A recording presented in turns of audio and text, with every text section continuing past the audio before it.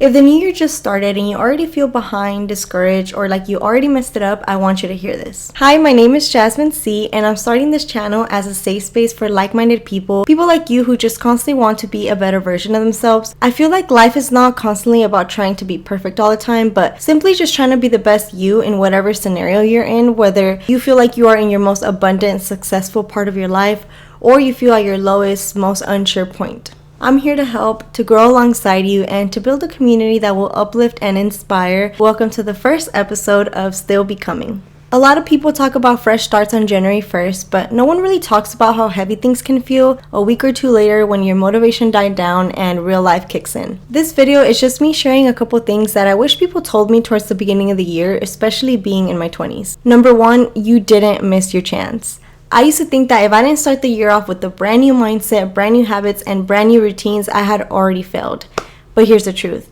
January does not define how the year goes. You didn't miss your window. You're not falling behind. You are still allowed to begin. I feel like this is a very important one because a lot of times we can feel discouraged, especially when we try and set new habits on January 1st. It can feel discouraging when you skip a day or two of whatever that goal is that you have, and you just think, I'm just gonna start next year. It's a very self-sabotaging habit, and it's something that we need to get rid of because it's not very realistic. When you set very different habits and routines from what your life currently looks like, it's going to be very hard to do that consistently. Let's say you have the New Year's resolution of going to the gym consistently 5 times a week. If you start on January 1st and you go those 5 days on that first week of January, and then the second week you go 4 days, the third week you go 3, the following week, you only go 1. You are going to feel very discouraged to keep going because you're just going to feel like a failure, honestly. You're going to think, I wasn't able to follow through my plan, so there's just no point. We'll try again next year. No. Think about it like this. Imagine a kid is trying to learn his ABCs. He's going home, studying at home. He's trying to focus really hard on school, trying to memorize those. Let's say you see him next week and you ask him, hey, how is it going? And he tells you, oh, I'm just going to try next year. And you say, why? And then he goes, well, I didn't stick to practicing them every day. I'm just going to give up and try again next year. You're going to look at him like, no, what are you talking about? You have to keep trying now. And even if you can't pick it up right now, it'll come. You just have to be consistent. You have to be consistent. It doesn't matter how many times you fall off the wagon, you get up and you try again. Why? Because if you wait 12 whole months, for you to try all over again and start from the very beginning, you're never going to get there. Or even if you do, it's going to take you so much longer than if you just stick to it in the moment. Yes, it's going to be hard. Yes, there might be days where you don't go home and try and study your ABCs. But guess what? Slow progress is still progress. You are still moving towards your goal of learning your ABCs. And guess what? In 3 months, you might just have it. You might just know your whole ABCs. And the kid's like, you know what? You're right. And he doesn't give up. He keeps going. Some days he doesn't really study them. Some days he goes extra hard and studies them for hours. And next time you see him 2 months later, you ask him, hey, how did it go? And he tells you, oh yeah, I know them now. And you say, look what you did. You didn't wait 12 whole months to start all over again. You did it now, even if you didn't do it consistently. You didn't beat yourself up about it, and you still got to your end goal of learning your ABCs much faster than if you would have just gave up and tried again next year. This one is so important to me because it's so hard for us as human beings to feel good about ourselves whenever we skip a day or two of the gym and now we feel completely deteriorated and we just feel like we suck and we can't do it and other people can do it, so why can't we? And maybe you just start thinking you're not really as committed and you just don't have that drive that other people do.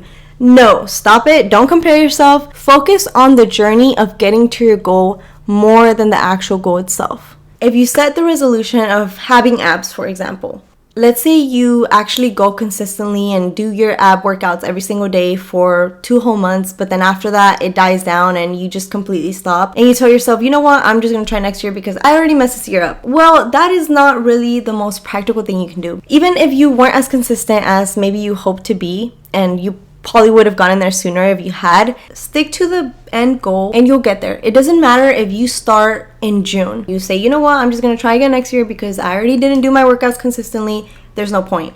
Guess what? at the end of December, now you waited a whole year to have no progress at all. Because by the way, most of the goals you set for yourself are going to take time. Nothing is ever really going to be in the snap of one finger, like from one day to the other, now you have your end goal. No, it's always going to be a pretty long journey depending on what goals you set. So now you just wasted a whole year that you could have been going to the gym, even if it wasn't consistently, even if you weren't doing ab workouts every single day to have abs. You could have done 60% of the year with good ab workouts and you would have still had 60% progress. But if you just quit because you missed a week, now you're back to 0% progress at the end of that year. And that goal is going to be getting further and further and further the more you push it away by saying, I'm going to try again next year. So don't do that. Don't do that. You can start all over again in February if you want. You can start all over again on a clean slate in March. You can start whenever. Your starting point will ultimately get you to the finish line. All you have to do is start. Just remember that beginnings don't have deadlines. There is no better time to start anything than now. Number 2, you don't need to reset your whole life. The pressure to reset everything all at once is just simply very overwhelming. Also, wanting change does not mean that there is something wrong with you. You can want change and still honor who you are right now. Just because you want to accomplish all these things this year does not mean that who you are right now is bad or, a loser. No, we might honestly feel a little guilty for wanting change and for wanting better, but you have to think, that is not something to be guilty of. That is the goal for everybody. You should honestly want to change every year. Think about a butterfly, for example. Do you think that when the butterfly is in the caterpillar phase, it's just thinking, I want change, that means that there must be something wrong with me? No, butterflies literally transform into something beautiful. You go from a caterpillar to a butterfly. They're completely opposites, honestly. Yet, it had to go through that stage of growth to get to this end goal of becoming a butterfly. And there was nothing wrong with that caterpillar for changing into a butterfly. It was the evolution of life. And that's honestly how you have to see your personal goals and yourself. There's nothing wrong with you. The whole point of life is to change, is to grow, is to evolve. And honestly, if you're not doing that, you probably are not going to feel at your very best because you're not living your life to your full potential. You're not trying to raise the bar every single year to try and be a better person. And if there are people in your life who are honestly discouraging you or in a way kind of making fun of you for wanting change and just thinking that it's unrealistic or that there's no point in you dreaming of being an artist one day because it's pretty fake, don't listen to that, please. Those people are probably not meant to be in your life, and those are the exact kind of people that you don't want to be around. They will drag you down with them unconsciously. You will lower your light, you will lower your potential simply by hearing this around you or even having that energy. Even if people don't say what they think, but you can feel that energy when you maybe tell someone of some really big dream or goal you have, and they don't necessarily tell you to your face that it's maybe impossible, but you can feel the aura, I guess you can say, of they do not think I can do this. That will make you feel bad, even if you say in the moment, I don't care what they say or I don't care what they think. We are humans. We have feelings, we have emotions. Things like that are going to hurt us. So please just don't surround yourself with that, and remember that wanting change is a good thing. You should want change. There's nothing wrong with you for wanting change. Number 3, it's okay if last year drained you. Some years are just simply not about becoming the most productive, successful person. Some years are simply going to be about healing and honestly just surviving, and that's okay. There's nothing wrong with just surviving. If last year slowed you down, drained you, exhausted you, you did not waste that year. Seasons like that will come and go in our lives, and they are honestly vital to us. We need slow seasons. We need time to rest. We need time to heal. And that's okay. We're human. Humans have emotions, and unfortunately, we live in a world where you kind of feel like you have to suppress your emotions and just not really show them out to the world, which is totally fine. You don't have to go out in public and make a scene about how you feel, but it is important for you to let that sink in at home and deal with it. Don't run away from it, and don't feel bad when you feel like the year went by and all you did was heal, and you feel like I didn't accomplish anything because there's nothing written down on paper or a picture of you actually physically accomplishing something tangible or whatever it is. Sometimes inner work alone is the best thing you could do for yourself, honestly. Taking that year for resting and healing is vital for you to come back next year and be able to actually give it your all and feel okay. Because if you go through life and you try and avoid feeling your emotions, you're going to be chasing your goals, but it's not going to feel good. When you get to that finish line, you're not going to feel fulfilled because, yeah, maybe you accomplished this goal that you wanted, but once you have it, you're not going to feel happy because you didn't take the time to heal and make sure your inner soul was good before you kept on going and trying to push yourself to always have something accomplished, and I accomplished this and I accomplished that. No, it's okay to take the year off. Honestly, you need that. We are all humans. We all need that time. You didn't waste it, because guess what? You're going to come back a year later and you're going to be able to just thrive so much better than if you would have just tried to keep going feeling low and burnt out or feeling heartbroken, whatever it is. You need that time to reset. That's not wasted time. That's very valuable time. You honestly are doing yourself the biggest favor in slowing down and actually taking the time that you need to honestly get back to homeostasis and be you again. Discover yourself, find yourself again, and come back even better. Rest counts, healing counts, and getting through counts. Number 4.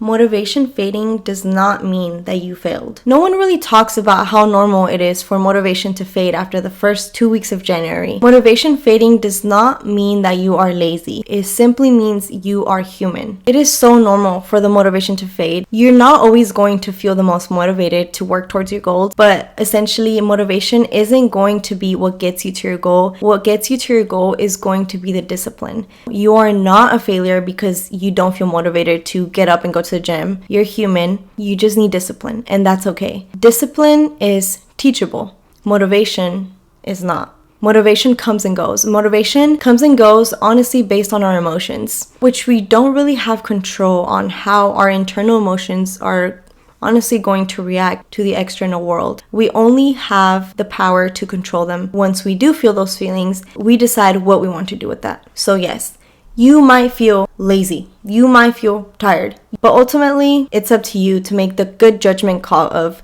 do I actually need this break right now? Is my body physically exhausted to where I probably shouldn't push myself more? Or am I just low-key being lazy and my mind is playing tricks because it wants to stay in bed because it's comfortable, it doesn't want to get up and go to the gym, but I know physically I'll be fine, mentally I'll be fine. There's a difference. If mentally you know going to the gym is going to just make your week worse, make your mental health worse for that day at least, it's okay to skip it. You don't need motivation to go. You need to be smart about motivation and discipline. And having no motivation is okay. As long as you have discipline and you're smart enough to be able to decipher when you are actually feeling just lazy and when you just need that kick of discipline, you'll be golden. Just remember that consistency comes from kindness, not pressure. Number 5. This one might be a hard pill to swallow, and I say that from experience, but habits do not fix how you feel about yourself. I used to believe that better habits would finally make me feel good enough, but the truth is nothing will make you feel good enough but your internal self. Maybe if I was more disciplined, more consistent, more productive, I would be good enough and feel worthy. And to an extent, it's not really how it works. Self-love comes from within, so it doesn't matter how productive or successful you are. Like I already said before, the end goal will not feel good if you don't feel good about yourself on the inside. Accomplishing goals will not give you self-love. You have to give yourself self-love. And that honestly ties into my point of saying taking a year off to heal is needed. It's vital for you to feel good and for you to feel successful, because whenever you accomplish goals, if you feel good about yourself, if you love yourself, those goals are actually going to feel good. You're going to feel amazing and you're going to be happy. That's the key thing here. You're going to be happy. If you don't love yourself, if you hate what you see, if you hate how you see yourself, nothing is going to make you feel like you're worthy. Only you can do that. So please take the time to heal. That is not wasted time. Like I said, take the time, make sure you feel good about yourself, you love yourself, and then work towards accomplishing all these goals and dreams. Because that final finish line will feel so much better when you finally do accomplish your goals and you love yourself and you're not tying your self-worth to that goal. You're golden. Let's say, for example, I set the goal at the end of the year to have abs. If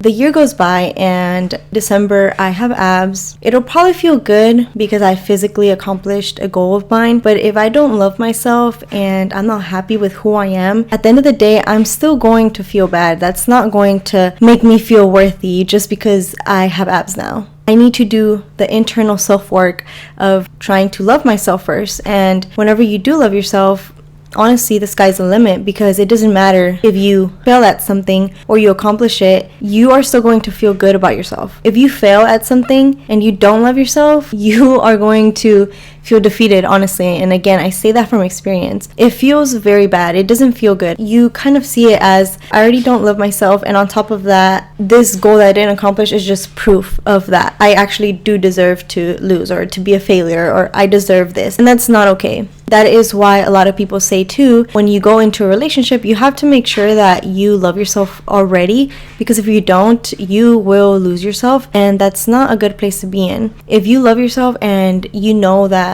you feel worthy on the inside, you won't necessarily put yourself through so much damage that could potentially be avoided. You'll feel a lot better making decisions too, because you'll trust yourself, because you know you love yourself, and whatever decision that you make, you know at the end of the day you love yourself. So whatever you do, it's with the best intention for yourself. When you don't love yourself, you accidentally end up sabotaging a lot of the time without meaning to, because you just genuinely don't feel worthy enough to pick the right decision or to pick what is actually good for you, because you internally just think, I don't deserve the best, so it doesn't really matter. So just remember, habits will not fix you if you are not already healed on the inside. No habit can fix self-criticism. The routines that you set for yourself are tools. They are not your worth. The same way that habits should support your life, not punish you for living it. Number 6, and the last point, you are allowed to start gently. This one is very important, especially because of social media.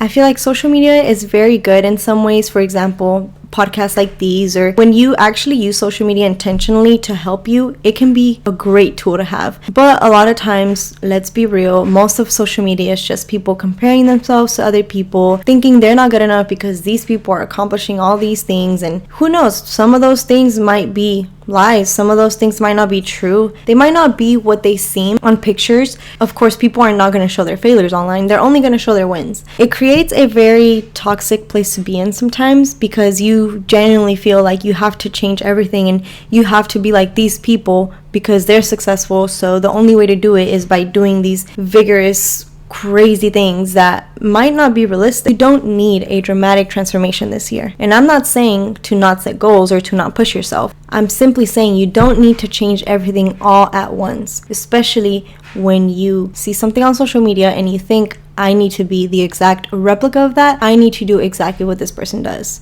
It honestly reminds me of those funny videos where people kind of make it a joke, where people say, I'm going to run a marathon and go to the gym and go to Bible study and make my breakfast and wake up and run in 5 miles and do all these things before my 5 a.m. shift. You know what I mean? Like, that's exactly kind of what it is. It's like, yes, social media can be good. You can use it to your advantage, to where it'll help you, push you, and motivate you, but you have to be really careful to not let it consume you. Don't get so consumed into what people say on social media or what you see that you think you want, because ultimately your journey is yours and you have the best judgment for yourself. No one else can tell you what the right way is or what the right path is when they aren't you. And that's honestly your power. That's what we all have that is special about us. There's endless possibilities for every single one of us. The journey I take and the things I accomplish will look very different from another person's, but ultimately those things are meant for that person. Whatever I choose to pursue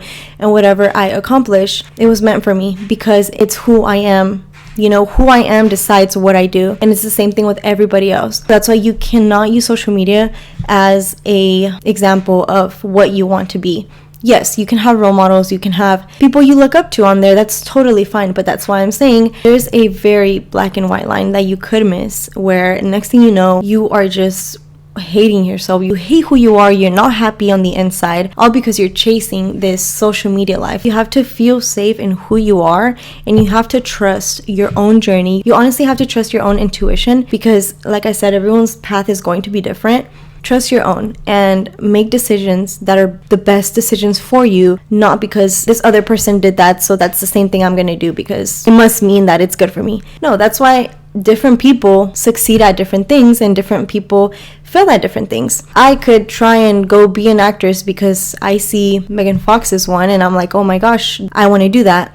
And I go and I fail, and it doesn't mean that I'm a failure myself. It just means that wasn't meant for me. That's just not who I was meant to be, and that's okay. You just have to find whatever you are good at, whatever you love doing. You have to follow your heart. Don't follow what you think you want to be because of the looks or because it looks like glamorous or because they have money. Like, no, don't chase that. Just remember, just because you see something on social media that someone accomplished, or even when you hear things around of someone accomplishing something great and you just think, wow, I have to do that. Yes, it can obviously be good for you, but do it with intention and be smart about it, because you have to constantly ask yourself, am I happy right now? That is like a mandatory check-in you have to do, is, am I happy? And if you are, keep going. If you are, that means it's meant for you. But if you're not, and I don't mean you're tired. Obviously, doing anything, you're going to feel tired. Just because a person is an actress and she loves being an actress, it doesn't mean that she's always going to be happy 24/7. That's not what I'm saying. I'm saying overall, in the scheme of things, ask yourself,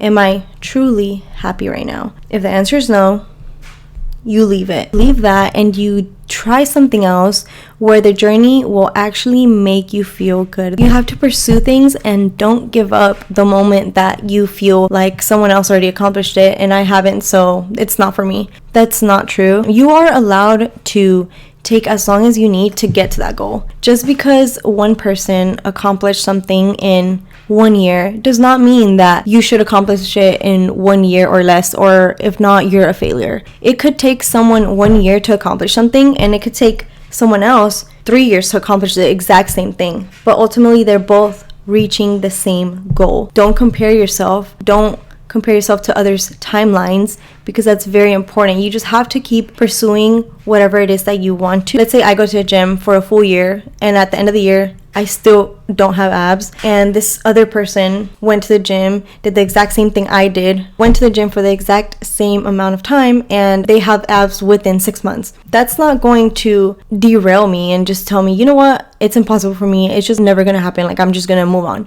No, I have to let that go, see it for what it is. Cool, they did it a lot faster than me, that's great, but guess what, I'm not going to give up. I'm going to keep going. It's okay if it seems like it's taking me longer. It's okay if you have a slower beginning than other people, because guess what, ultimately, like I said, the end goal is still going to be the same. You just have to commit. You have to commit and feel okay about not being the quickest at everything. Be okay, feel safe in knowing you started something at the same time as someone else and they already accomplished it. Be happy for them and then keep doing you. Keep trying, keep going, because your journey is only yours. Your journey is what you make it. If you choose to look at the negative side of it and just think, I'm not worthy, I didn't do it in the same amount of time, I'm already a loser, even if I accomplish it, it's not going to be good enough because they did it faster than me, then your journey is going to look very different from someone who is thinking, okay, cool, they accomplished it, I'm very happy for them. That's great for them. I'm still on my personal journey. This is still going to help me in the long run. I'm still going to reach my end goal. It might take me a little bit longer, but I'm okay with that because I'm here for the journey and I live in the moment, and I'm choosing to keep going, to not give up, and to be okay with being a little bit slower at whatever it is that I'm trying. That's okay. You are allowed to begin quietly. Just remember, one small habit, one gentle intention, and one promise to yourself that feels doable. Soft beginnings still count. Soft journeys still count. So if the new year is already feeling heavy, I want you to remember this. You're not late, you are not broken, you're not behind. You are allowed to move at your own pace. This year does not need a whole brand new version of you. It just needs a more supported one. If this video found you at the right time, I'm really glad you're here. You're more than welcome to stay and be a part of still becoming. Bye.